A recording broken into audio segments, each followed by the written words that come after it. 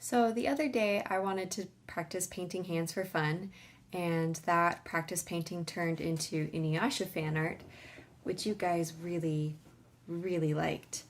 You liked it so much that you wanted a Sesshomaru and Rin version, which I did, and you guys really liked that one too.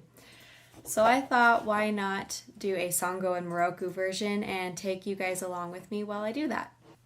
Hi, my name is Emma Gillette. I'm a freelance illustrator represented by the agency Shannon Associates. I'm also a mother to one adorable daughter that we call PJ, and I'm also married to another freelance illustrator. So we get to a lot of fun stuff around here, and I have recently started making YouTube videos, and it's been a lot of fun, so I hope that you enjoy this video. If you guys really want to see these videos up close, you can follow me over on Instagram. I'm also on TikTok. That's kind of new for me. So let's get started with the sketch first. So even though these are traditional paintings, I sketch them digitally because I am incredibly uncomfortable sketching on pen and paper right now. It's just a skill that I have totally lost. It's a muscle that I don't flex anymore because of the iPad. It's just so easy to sketch on it. I am trying to fix that. I ordered the sibling and mastery kit and I just got it. And I actually am going to be opening it in my next video, and then also showing you how I filled the first page. Anyway, that was a long-winded way to say that I am working on sketching traditionally, but anyways, for now, I'm just trying to get this done quickly. It's just easier if I'm not fiddling around with pen and paper. I can just do it on Procreate. So I don't know if that makes it less cool, but that's how I do these. Okay, so right now I have kind of a gestural sketch that I did a few days ago that I've been sitting on.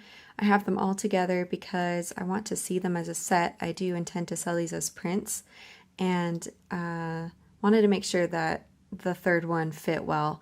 I didn't, so I actually have another sketch that I did, and it's a lot more similar to these two. They're upright. It's kind of like an upwards facing triangle. I thought that looked a little too samey as the others, so I actually did this one where it's kind of flipped the triangle. If you can see it, it's pointing down. And I actually feel like that rounds out the set better. So I do think I'm going to stick with this one and start fleshing it out.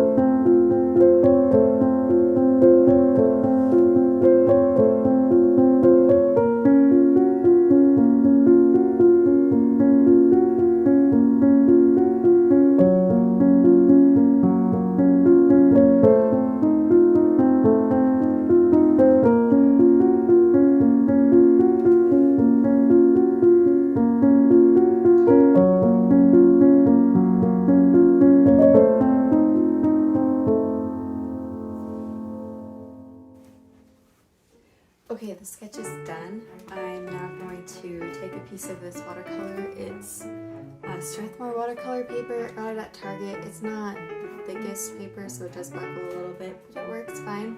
I'm going to take a piece of this, tape it onto my iPad, turn up the volume or the brightness up really high, and trace over it with some pencil.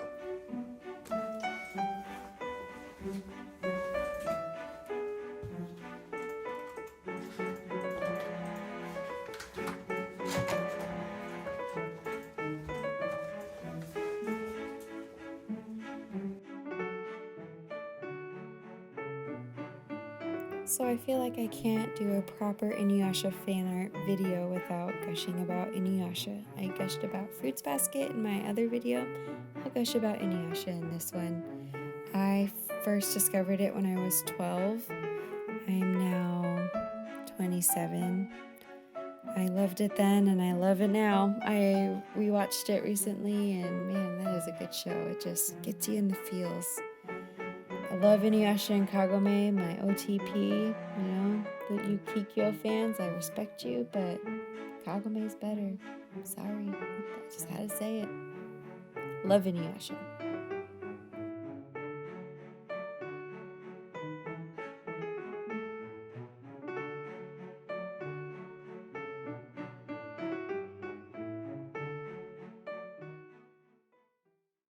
Okay, we're ready to paint now. I've got my sketch, a few paintbrushes. They're all random brands, but I have a couple round brushes, a flat brush.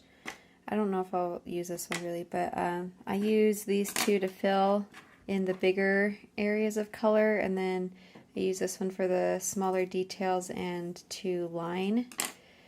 And then I've got, this is a palette that I got in the Sibylline Mossery kit. This is a really cool place to like kind of clean your brushes off. And then all of the gouache paints, they're varying brands as well. So I've got my white and the black, and then these are all the pigments that I'll be using. So, and then I have the Sesshomaru and Rin there for reference, and my iPad to watch some YouTube while I work. So yeah, let's get started. So the first thing that I do is I get a black paint and I really waterlog my brush and just get it super wet, get a little bit of paint, and I start lining my image. I'm not trying to be really careful or perfect or precise. I'm just trying to make it so that when I paint over it, I can still see the lines and I don't lose a lot of the, little details that I'm going to be painting in later. If you see that there's a little bit of paint already on the canvas on her hand, that's because I forgot to line it. So we're working a little backwards and going back and lining it, and then we'll go here where we are mixing the paint for the skin. I'm using mostly white. This gouache tends to run dark, so I need a lot of white and just a little bit of pigment. I use a red and a yellow. So you can see I'm going back for yellow. It was too pink. I wanted it to be a little warmer. I apparently needed more white here. It was too dark. I find that the acrylic gouache that I had was easier to get white. Oh, so here I'm testing against some test colors that I did on the Sesshomaru painting. I wanted to see if it, when it dried, if it was a similar pigment to the one that I did for that painting. So I let it dry, and then I realized that it was a little too dark, so I added more white. This is how mixing paint is, just trial and error, adding random colors to hopefully get what you want it to be. Still too pink, added more yellow. So now I'm waterlogging my brush again, and I'm trying to get a less opaque consistency. Gouache, when you get it out of the tube, it's pretty opaque, so if you add more water, it becomes more or becomes less opaque, more translucent, and you can start layering on the colors. So as you see here, I'm getting a very thin wash. I'm going to let it dry, and then I'm going to paint over it again. And I'm just going to keep doing that until I get it to be nice and smooth. That's how I get it so smooth. That's what people are wondering. This is how. Just take some patience, some time, but it's worth it.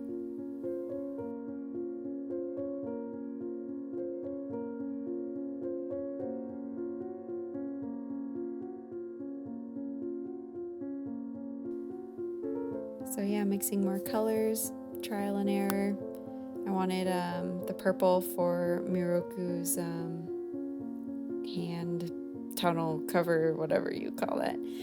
Something that is a good tip is I'm taking the color from the skin and I'm mixing it in to make it lighter, but also to bring in some of that color into the purple to keep the colors consistent. There's kind of like a throughway between the colors. I don't know how else to say that. It just helps things look more cohesive. So yeah, again, simple wash, gonna let it dry, paint over it again, get that smooth effect.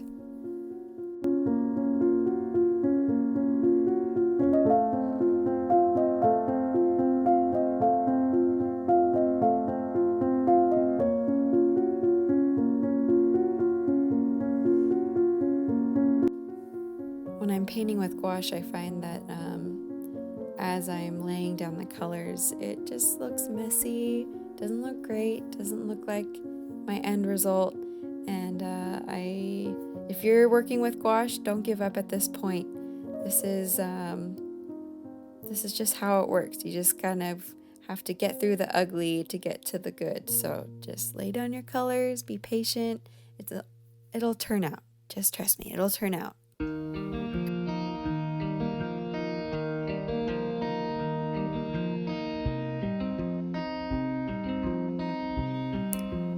So here I'm adding some red pigment and some water. I actually added too much red pigment, so I'm gonna start dumping that into the other well. But I'm doing this to create a blush effect for the fingers. The great thing about non-acrylic gouache is that you actually can activate it again with water. And I find that this is really helpful for when needing shade. I can really mix it up with water, get a fine wash, and be able to put that over my base color and get a beautiful blush. So here, yeah, you can tell the water is drying. It's mostly water with a little bit of pigment, and I'm adding that over the tips of the fingers and letting it dry. And it looks lighter here, but when it dries, it will be, I think you can tell over on Sango's fingers, it's drying darker.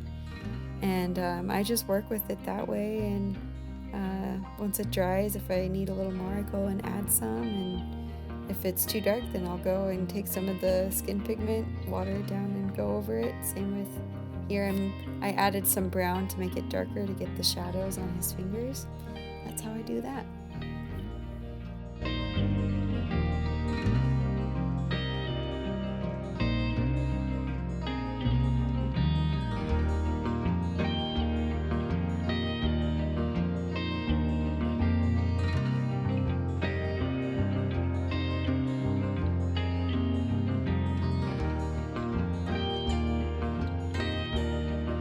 So this is my favorite part. This is the part where it comes together. This is the part that you've been waiting for. So I use red. I like red as the base because I feel that just brings life into the painting. I will use black later, but I use red first.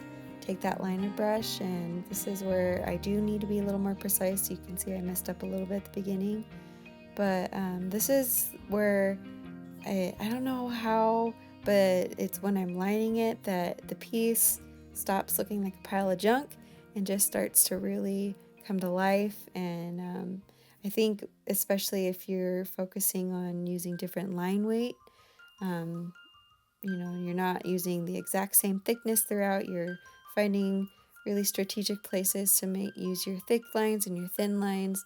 That really brings motion and visual interest into your piece. So yeah, this is my favorite part. I love this part of gouache painting. And then here at the end, you notice that I'm using black, I'm using red. This is how I make it look really good. You don't just use one color, use lots of different colors in your line work. And now I'm painting the beads, the very last part. Getting the brush to be able to make these little small circles was hard. I just found I had to find the right combination of paint and water to be able to make the paint go on smoothly in a circular motion. And then also you're going to notice that I totally forgot to do the third line of beads, so I did remember after filming, unfortunately.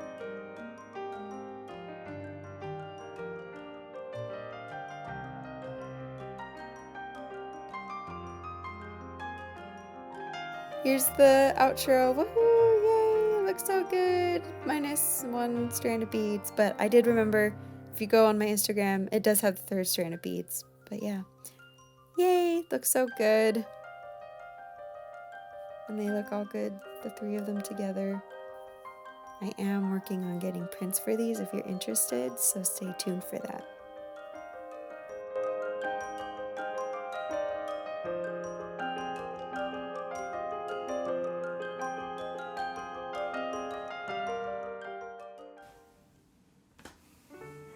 Okay, it's done. Wow, I'm actually really tired after that. That took me, I don't know, 5 to 6 hours, start to finish. Not bad, but wow, that just, gouache painting takes it out of you. It's a lot more work than digital. I do like it though. So I hope you enjoyed watching that. I hope it was fun, maybe informative, entertaining. I'm really excited to sell these as prints. I will be updating over on my Instagram when they're ready, so make sure you follow me over there, and if you're interested in picking up a print, I'll let you know over there when they're up. Anyways, I hear my daughter, she's awake now. It's time for dinner, so I'm gonna say goodbye here, and thanks for watching, and as always, like and subscribe. Alright, I will see you guys next time. Bye!